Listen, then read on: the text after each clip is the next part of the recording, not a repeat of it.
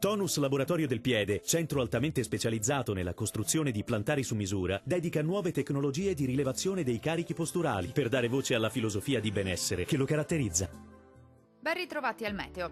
Sarà una domenica all'insegna del bel tempo, ma anche del freddo. Vediamo il dettaglio. Sul Veneto alta pressione dominante. Ecco che dunque sulla nostra regione sarà una bellissima giornata all'insegna di un tempo asciutto e stabile su tutti i settori. Ampio soleggiamento ovunque, con il cielo che si presenterà sereno. Temperature minime tra lo 0 e i 2 gradi, massime piuttosto fresche, comprese tra 6 e 9 gradi. Vediamo ora che tempo farà sul Friuli Venezia Giulia.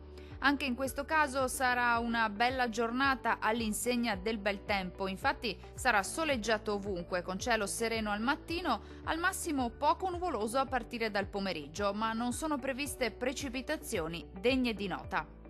Clima freddo con temperature minime tra lo 0 e 1 grado, massime oscillanti invece tra 7 e 8 gradi. Vediamo infine la situazione meteorologica del Trentino Alto Adige.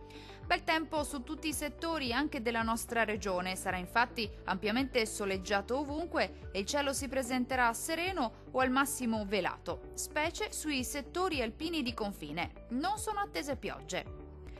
Temperature minime tra lo 0 e i 2 gradi.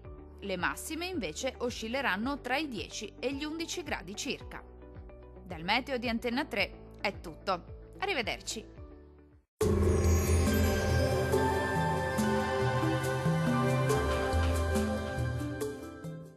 Tonus è il miglior negozio di calzature e moda comoda. Qui troverete il più vasto assortimento di calzature Fratelli Tomasi, eleganza e comodità, perché camminare è vivere.